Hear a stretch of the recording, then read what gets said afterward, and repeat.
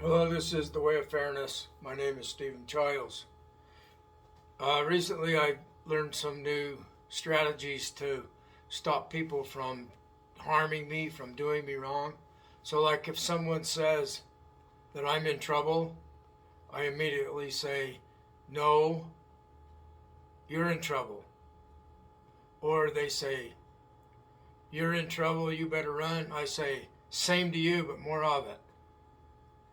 And years ago, I think it was on Teletubbies, they would say bye, bye, but it sounded like they're saying bye, die. So around that time period, I noticed people were giving others the command, die. And I had had a near-death experience, so I told a friend back then that when they say that, I just say, I'm already dead. And so so that worked for a while. They didn't know how to stump me with that response. When I was younger, they would say that somebody got stumped. I guess it's referring their tree got cut down.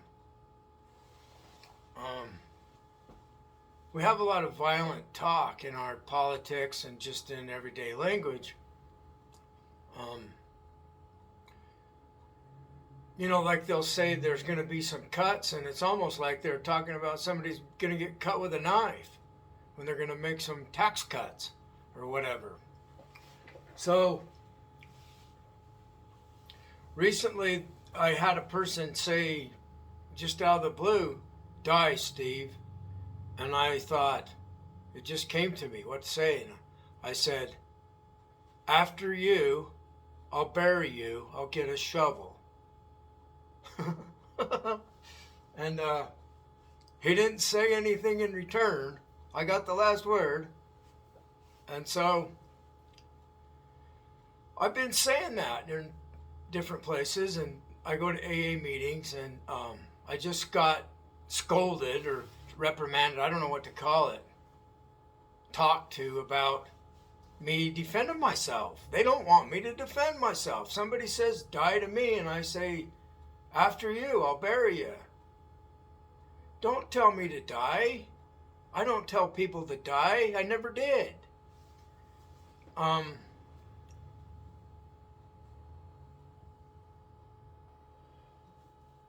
Another thing they're saying these days is faint. They'll tell you to faint. "After you, I'll pick you up," or whatever, It's like some return, so they don't get the last word on something like that. You need to disagree and do something to stop you. Disagree with it. Stop them. I've had many instances where I tell people I'm atheist, and they say, "No, you're not an atheist." I am an atheist. It's because of what I believe. I don't believe there was a God that created things with superpowers, supernatural, all-powerful, omnipresent, omniscient, all-knowing. I don't buy it. I don't think there's such a thing. I think that the mind evolved from mindlessness. So I'm atheist. It's really wrong when somebody stops you from defending yourself. And that's what they do. They don't want us to defend ourselves in relation to their God. See, people that surrender to the God, they just bring up the Lord or something. God Almighty, something along those lines. And the people that are subject to that are affected by that, they immediately surrender to the all-powerful God. So they don't have any problems. And then I wrote this document, and I read the words of it on a previous video. It's called "The Devil's Jesus," because of a dream I had. And in the dream, Jesus is in the room. He's like an angel of light. And he says, "I'm the Lord. You have to surrender to me now." And I said, "No, I don't. I'm practicing Buddhism." And then he disappears, and beside him, a being of light was the devil. And it puts pain in my arm. And so I told them both, get out of my house." because I don't need the Savior. I don't need Jesus. I'm practicing Buddhism. I'm an atheist. And I've also been told that I'm the real Christ in dreams. This is really strange because my whole life I felt like they've taken my place. It's like I have a house, a home, and they kicked me out of it, and they're living in my house. Or like it's my chair. They've taken my chair, the one that I'm supposed to be sitting in. So I've had that feeling my whole life. So the past few days I've been under mental torment, spiritual warfare, attacked by these other minds that torment me. And I remembered that dream where Jesus and Satan are together and I kicked both of them out. So last night I started using my sword I got from a cloud in a dream, because my higher power told me to use the sword. So I just imagined chopping them up. Satan and Jesus, both the devil and his Jesus. I cut them up with my sword. And the dream shifted. The people that were playing the role of those two, they started crying and they were in extreme pain and fear. And I was shown that that's what's happening when I do the cut up on the false Jesus and the devil. And so I do it more. And they've given up. See, they're crying and they're torment and they're begging and pleading, please don't do that to me. Didn't work. I saw right through it and I just did it all the more.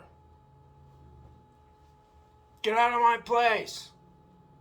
See, both of those characters are not real. They're in my place as the human that's born at this time to bring about the World Fairness Agreement.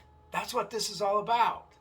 So all my precognition, my precognitive dreams, I'm the guy with the sword for a tongue, but my name is written in people's hearts, and it's not Jesus, it's Stephen. Stephen Childs, that's what's written in their hearts. Middle initial L. So I'm hearing that people are feeling my love that I have, and that's not coming from the Bible's Jesus. It's coming from me. That's what I'm dreaming about. I'm being cheated. Another dream I had, this guy that I met at AA, he was speaking in such a way that they're like in secretive language telling each other that they can exploit me. That's the feeling I get. And so I'm asking for help with that. They're using me for a doormat. That's the expression we used to use. And so I was given a dream where this guy, I'm telling him in a rational way, calm, you have to stop telling people that they can exploit me like that. You can't do that to me. And my friend appeared that's invisible, and he can break his arm. He can break his arm that quick.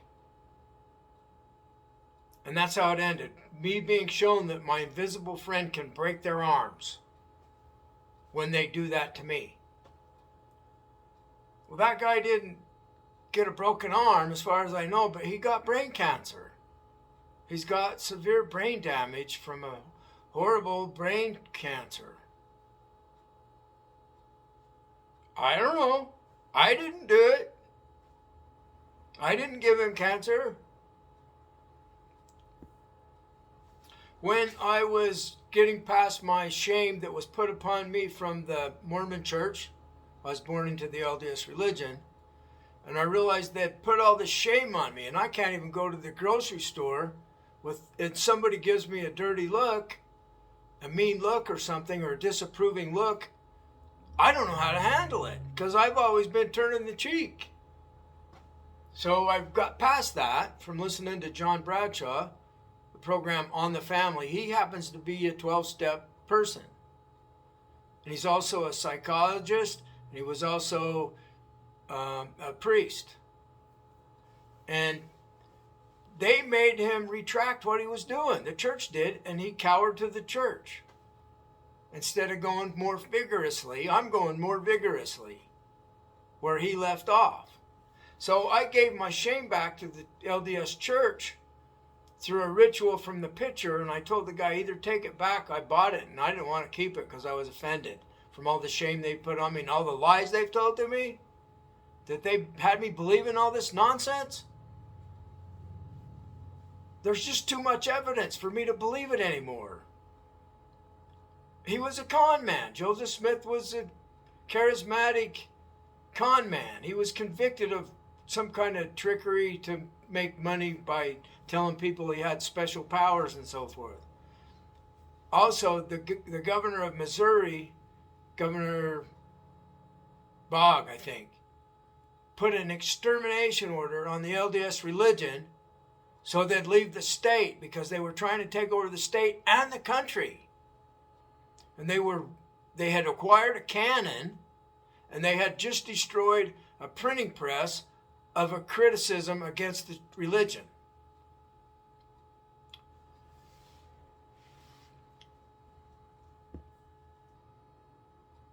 I was talking with a friend who gets tormented telepathically.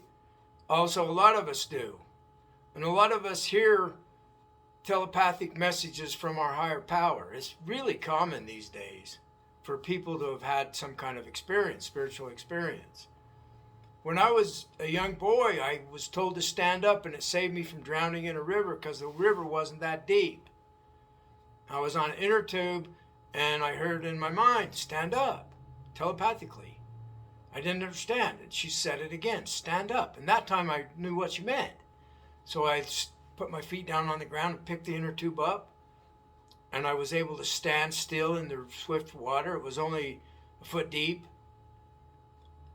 And I was able to walk sideways out of the very swift water.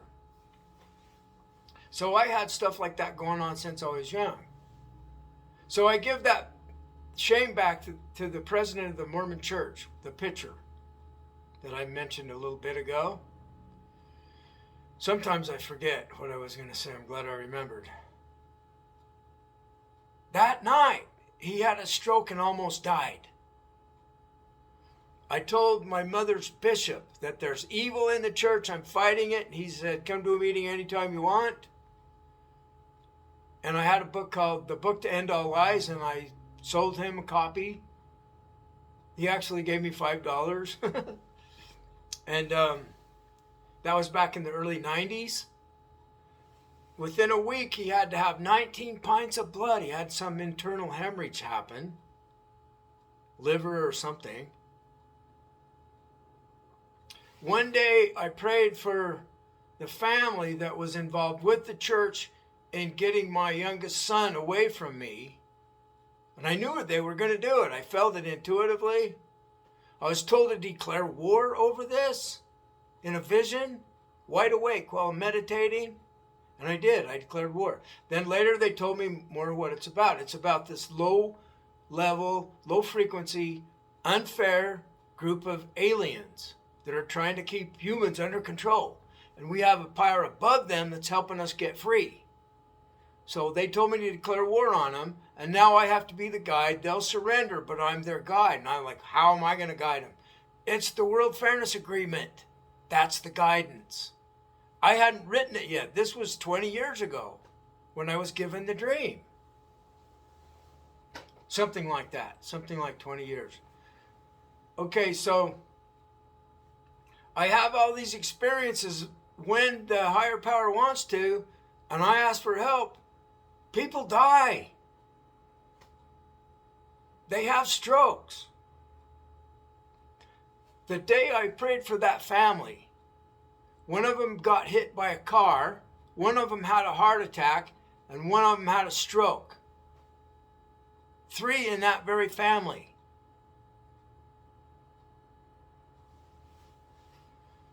So people challenge me. They'll say, I'm challenging you. And it's like they're trying to show that they can dominate me. And I don't do that. They might kill you.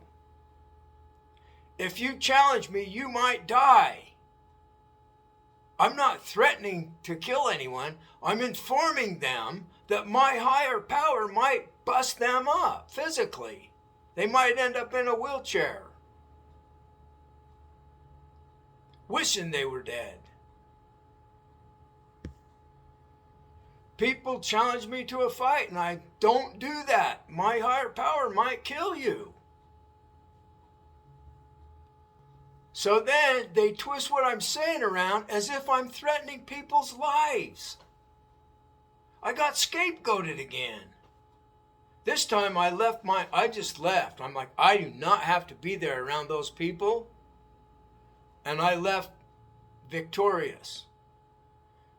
And I'd already been told by my higher power that one of them's in trouble. So it's going to be interesting to see what happens next. I used to, when people would do me wrong, I would be with no way to win. And I would feel like I was lost, and I'd have this anger problem and this unhappiness, this depression. It ends up like suicidal depression if you don't find some relief. People drink, drugs, sex, all kinds of things to find relief from being born into this cruel world that does us wrong. So now when someone does me wrong, I can think, I can't wait to see how this turns out, because they did it and I get what I got. And if I'm handling it right, it doesn't really hurt me because I know they're going to get punished. So they get what they get and I get what I get from their interaction with me. From them doing me wrong, they get the experience that follows that, and I get the experience that follows them doing me wrong, which is to watch them get punished by my higher power. I win. This is about winning. We love to win as humans. We don't like to lose. So everybody's invited to join the way of fairness, and we're going to win. All of us. That means we're not defeating anyone, because we've talked them all into joining us. So we all win. And nobody loses. So there's people that want to defeat others, because that's how they change their mood, is by putting someone down, getting the best of them. Those kind of people, just let them do it, ask for protection, and think, I can't wait to see how this turns out. Because I'm not special. Everyone's special. The higher power that's helping me helps anyone that is in agreement to be fair to everyone. So we're here to help, not to harm. We're here to make friends, not enemies. We're here to help everyone and not hurt anyone. So I get told by these people at another place I was going, I'm the one that's hurting you. And they scapegoated me. They don't want me back. So today it's about the devil that's hurting me and the devil's Jesus that's hurting me. Well, both of them, like I told you, I'm just cutting them to shreds with my cloud knife. It's imagination. I defend myself with imagination. It works. Love you. Have a great day.